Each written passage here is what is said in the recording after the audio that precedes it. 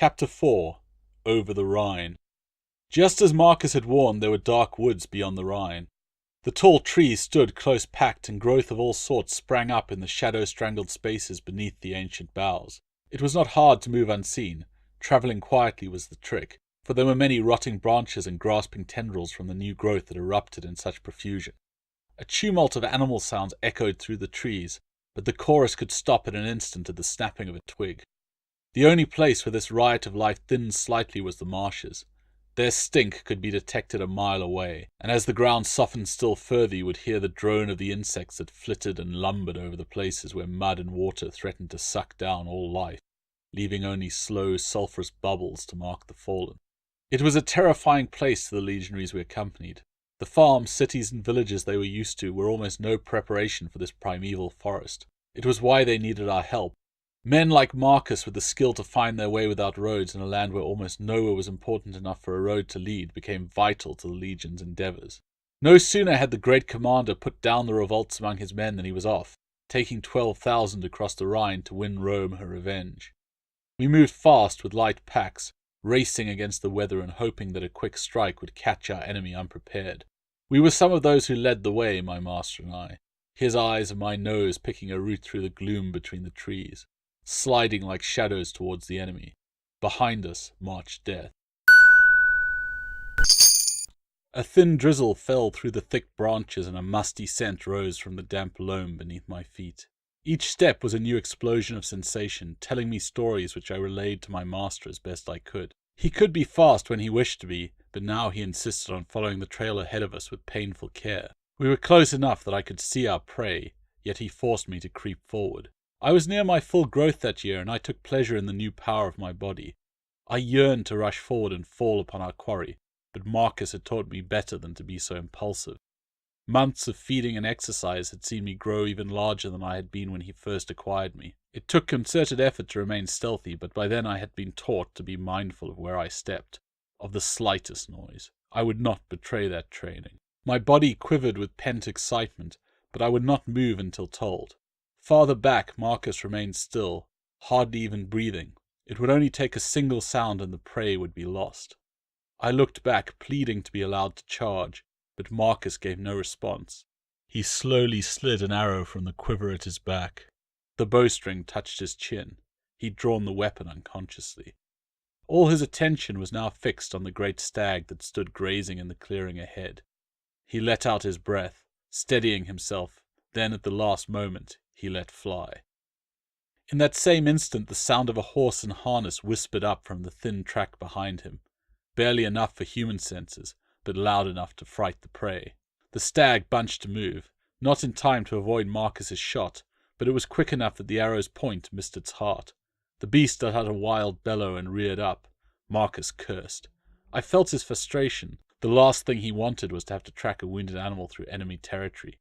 Strictly speaking, he should already be returning to the camp with his report, but the meat had been too much to pass up.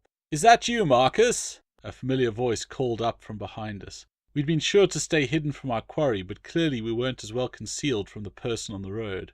My eyes never left the stag, but my tail began to wag of its own accord. The voice belonged to Segmon. I knew the big man to be generous with his scraps. People often made the mistake of judging Segmon by his appearance. There was none of the soldier's keenness in his soft, heavy features. He looked like a fat farmer, or even a dullard when it suited him. He cultivated the impression that he was slow and unobservant, but from the first time I had met him I had sensed he was a fellow hunter. The fact that he had picked us out and even guessed at our identity was testament to the man's true powers of perception. "Not now," Marcus hissed back. He leapt forward, stringing another arrow. I took my master's advance as my cue and erupted from the cover of the underbrush. As I bounded forward I heard a hiss of annoyance behind me and remembered too late that I was supposed to wait for a proper command. I could not stop though. Losing the prey would be worse than a premature attack. Marcus came to the same conclusion. "Kill, Ferox." The command wasn't loud, but I knew what was expected. My impatience was something that we would work on another time. Normally the stag would easily have outdistanced me, but the arrow had slowed it. Blood flecked the great animal's lips, and its breath came in painful gasps. Marcus's shot had not been so far off the mark after all. I heard my master's bow going taut behind me, but it was too late for him to claim the glory. I was close, coursing after the fleeing prey he could not risk letting fly. I was on the stag in a bound, bringing my weight down on its fat rump while tearing at the hide with my teeth. New blood flowed and it missed a step. It took all my skill to avoid its kicking hooves. The stag regained its stride and tried to run once more, but I was on it again, tearing and biting. It let out a bellow and rounded on me, the antlers sweeping low, forcing me to dance back. "Ferox!" Clear warning rang in my master's tone. He always struggled to get me to keep my head when there was blood. I was too young and overexcited to imagine what those sharp antlers might do to me. Fortunately, youth brought speed along with recklessness. I twisted past the raking horn to score another bite. The stag surged forward trying to escape, and I was forced to give ground. The earth shook as it put everything into a final burst for freedom. I let it begin to pass, then, in the last instant, I bounded back, throwing my entire weight against its side and tearing with eager teeth. The wounded animal stumbled, bellowing and unable to find the strength to round on me once more. I bit again and again, reveling in its cries. Marcus gave a whistle. Part of me wanted that kill, but I knew better than to disobey. I darted back, and the instant I was clear, Marcus loosed his second arrow. This time the shaft found its mark, and the stag gave out a last keening cry before it collapsed to the ground. At another signal from Marcus, I turned and sank my fangs deep into the prone stag's neck, robbing it of whatever life still lingered. Marcus hurried over to join me, knife in hand. "Hello up there! Need any help?"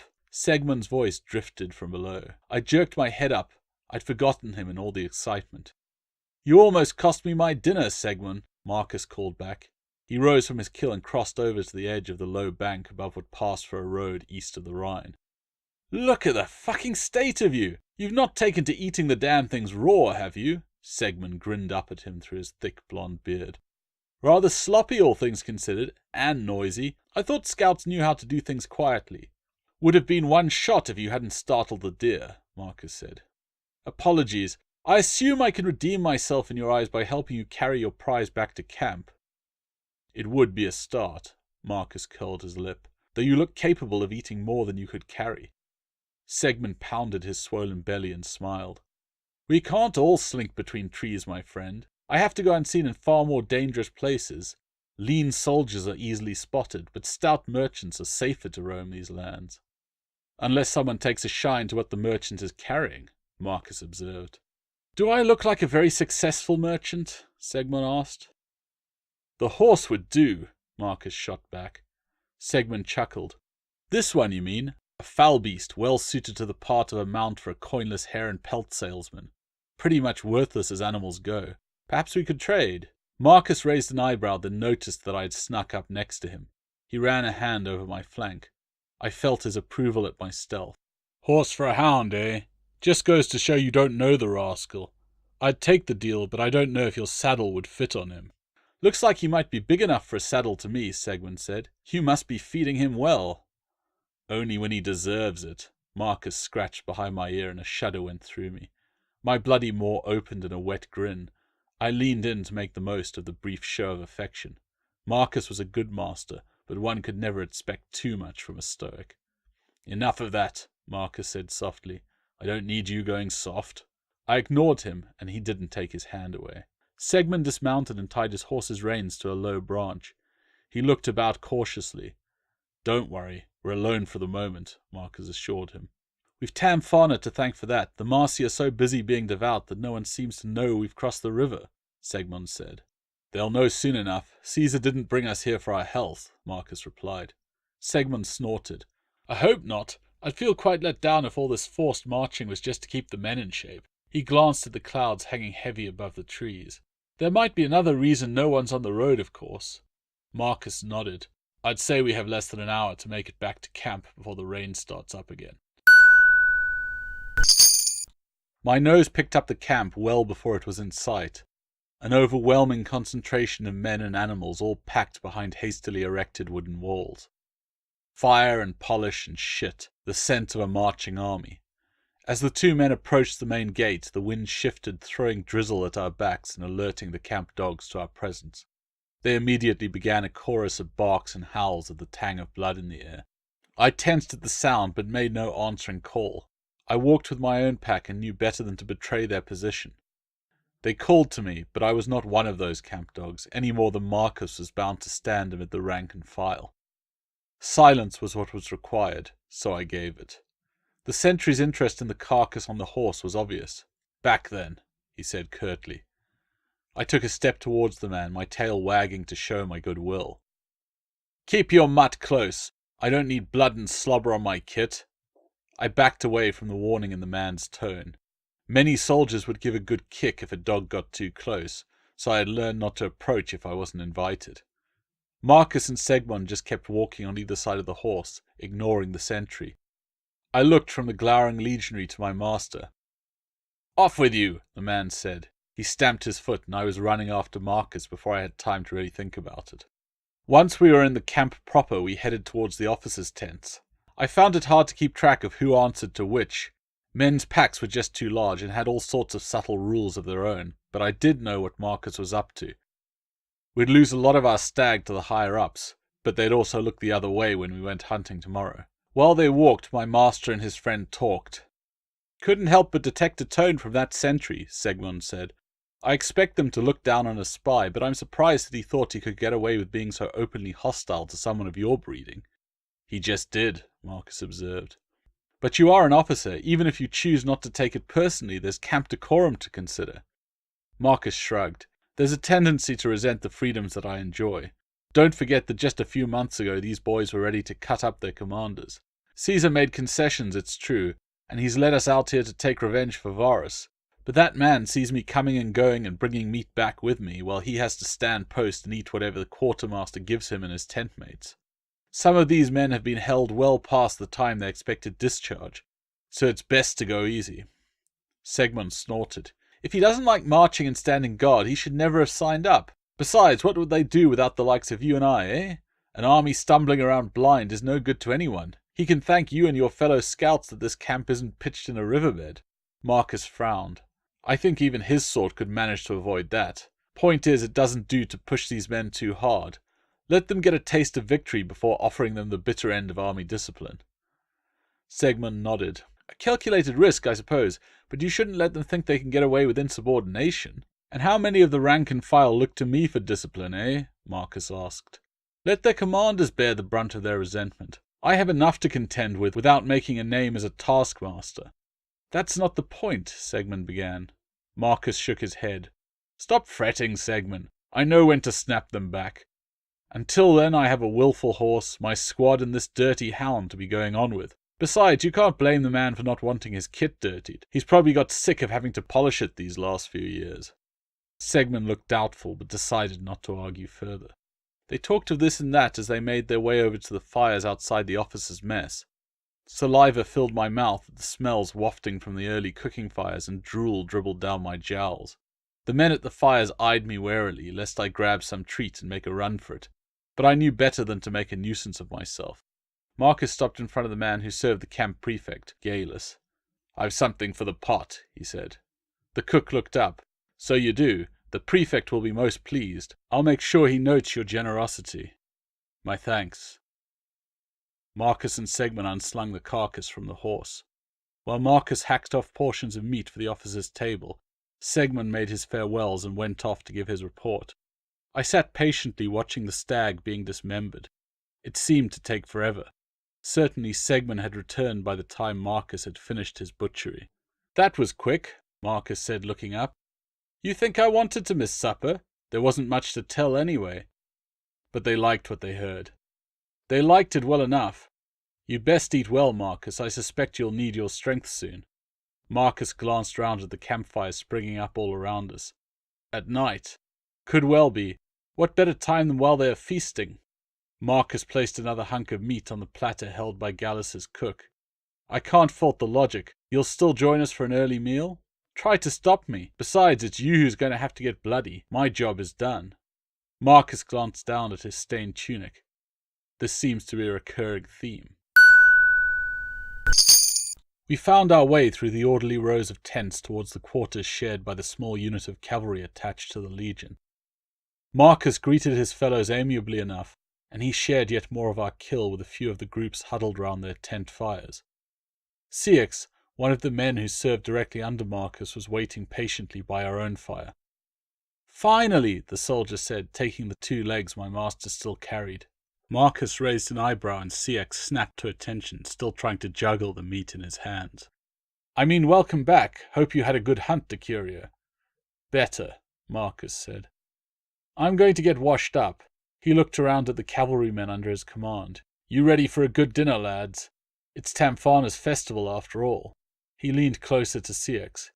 "You get that cooked up quick as you can. We could be called out tonight." "Right, boss. You want me to take care of Ferox while you clean up?" I wagged my tail at the mention of my name. Even if the other soldiers often weren't so keen on me, Marcus's men saw me as one of their own. "You spoil him," Marcus accused. "I do as my commander orders." CX's roguish face curled in a wicked smile. "After all, he brings me meat." "Speaking of which," Marcus fished around in the leather sack at his waist. "Give him this when I've gone. It should keep him happy, and he earned it." I slobbered as Marcus deposited the dripping heart of the stag in CX's free hand. Segmund joined Marcus on the short walk to his tent. The spy pitched his voice low, but my hearing was keen enough to make out what he said. "You do yourself no favors by allowing them to engage with you in that manner. Men need discipline. By rights you could be a tribune, or even more." "And they know it," Marcus mused. "The last thing that my men need is to have that rubbed in their faces. And those that only respect me for what I could have been—" Marcus's face darkened. "They have other reasons to dismiss me. It's not just about your prospects, you know. Considering how much we need good scouting in this region, a commander with your sensibilities and training could be a real asset." Marcus sighed. "Please, Segmund, you play politics too often. I'm happy where I am, and if they promote me, how much would I really get to put my skills to use? I don't want to spend my day with a wax tablet in hand, counting out grains to feed the horses." Segmund blew a breath through his moustache. "Lack of ambition is what it is." "You know my history as well as they, Segmund. The byblow of a great man. I've everything I could wish but his name. I'll never be accepted as one of the officers, but I'll never quite be one of the men either. I can live with it, but it is enough to bring out the worst in some. Better by far that I just stick to the place I've carved out for myself, and let others worry about rank and title." "So I must do the worrying for you, eh?" "Did I say so?" Marcus ducked to enter his tent. "I'll be out in a minute or 2. I stood watching my master disappear into the tent, torn between staying close to him and the smell of meat just going on the fire. In the end, the meat won out. Without Marcus to reprimand me, I knew I could get away with begging. I crept over and leaned my weight against CX. I gave him a lick, all the while making my expectation clear with glances at the dripping meat. CX laughed and patted my shoulder. "I know your game, you rogue." He pushed at me, but I could tell his resistance was half-hearted. I leaned in and his resolve crumbled. He fell back slightly and went down on one knee, ruffling my ears. "I've work to do, you pushy hound," he admonished me. "You know you wouldn't behave this way if Marcus was about." I huffed and covered his face with my tongue. "Ah, get off, you oaf!" he cried, but I heard the humor in his voice. My tail wagged in answer. I wasn't the only one drawn by the smell of cooking meat. I looked up from CX's grinning face to see the dour countenance of Drustanus, the officer of our neighboring squad, looking our way. One glance at his men making simple bread from their daily ration told the whole story. Drustanus was not quite the hunter my master was, but men seemed to defer to him nonetheless. I knew an alpha when I saw one. It came as no surprise to me when he crossed into our tents and came looking for meat. "Oh, you!" CX rose quickly, his smile disappearing. He looked guiltily at me. "What's your name, soldier?" "CX, sir." CX had none of the playfulness that I was used to when he spoke to Marcus. I smelled the sweat on him, and it didn't just come from the heat of the fire. He was scared of the larger male, but he couldn't let Drustanus have what he wanted without displeasing my master. "Well met, CX," Drustanus said. "I see you have 2 fine pieces of meat on the spit." "Decurio Atratinus's spoils, sir," CX replied. "I but cook them on his behalf. I'm sure he would be only too happy to share a portion should you wait till his return." "I would like nothing better, but a good officer eats with his men," Drustanus countered. "Surely Atratinus would have no objection to sparing a brother officer some of the meat so that my men might eat as well as his." I understood little of the exchange beyond the fact that the last had not truly been a question. I stood and approached cautiously, well aware that we had already shared much of the kill, and wary lest my master's portion be given to this interloper. CX found his voice. "It would not be for me to say, sir. You must speak to my commander." "I outrank you." CX swallowed. "My direct commander, sir." He cast about for any way to mitigate the situation. "This is the Decurio's kill, sir, and he has already left much with the prefect." "I bet he has. A bribe to be allowed to be out hunting while the rest of us languish in camp," Drustanus accused. "I wouldn't have any idea about that, sir." I chose that moment to let out a low huff. I was not so brave as to growl, but Drustanus must have picked up something of my attitude towards him. Our eyes locked and his mouth coiled in a snarl. "You let that cur near the food? Tell me that it is not going to be allowed meat when you have refused any to me." "He refused you nothing, Drustanus." Marcus's voice came from behind his fellow officer. Drustanus spun to face him. "Marcus, my apologies for not finding you first. I was just asking if you had some meat to spare." Marcus nodded. "We may well, though I'm afraid I will ensure my men are fed first. If there is any meat unused, I'll have it sent over." "Scraps!" The other officer's voice was low. "Don't look at it that way," Marcus said. "Surely you see I have obligations that must be met." "As have I. You know the problem we all face," Drustanus complained. "We came out here in such a hurry that we've only the most basic rations. Now I'm asking for your help. Will you truly refuse me?" "I have already said I will share what we do not use, but you can't ask me to give more than I will be able to spare." Marcus met his counterpart's eye. "Don't put on airs, Marcus. You know that you have no right to dictate to me." "Do I not?" There was steel in my master's voice. "You think a man has no right over an animal he hunted and butchered himself?" Marcus crossed to the fires and Drustanus tensed. Marcus ignored him and picked up the bloody treat he had asked Ceyx to give me. He locked eyes with Drustanus and threw me the heart. I was too hungry to care how the confrontation turned out at that moment. The rule was, once the meat hit the earth, it was mine, and I pounced in, trusting that Marcus would not need my jaws for the next few minutes. "You would feed a dog before your brothers," Drustanus barked. "Why not? He did more to earn that meat than you did," Marcus said. The heart was rich and pleasantly fibrous. "Do not test me, Atratinus!" Drustanus spat out the last word. Marcus didn't even blink in the face of the other man's growing anger. He might as well have been at home in his garden as facing down an angry soldier. "For the last time, I will send over what we can spare, when we can spare it. Now, I've invited a friend to dine with me, and I would like to turn the conversation to more pleasant matters. You will not join us, I assume. I'm sure I once heard you say a good officer shares his men's meals." I felt the look that Drustanus gave my master and me, even through the ecstasy of fresh meat. The angry officer stalked off, and Marcus turned back to Segmund, continuing the conversation they had been engaged in before the encounter. "I didn't see any patrols when I was out there either. I think you're right about Tamfana distracting them. That and the speed of our advance. I'll bet that Pedo and his cavalry haven't encountered any resistance." Segmund nodded. "I have a feeling that our exploratory force will see action soon." "You don't mobilize over 12,000 men just to have a look around," Marcus agreed. "The chiefs will be wanting to send a message." "They'd better make their point soon then. We lack the provisions to draw things out." "Drustanus certainly doesn't appreciate travelling light," Marcus observed. "Indeed, but it's not just about wanting home comforts on the road. Whatever morale was gained by a swift attack could be lost. We'll have to wait for summer if we want to mount a full campaign.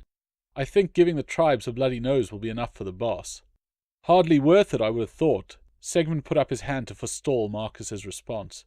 "Yes, there's honour, but honour doesn't hold empires together.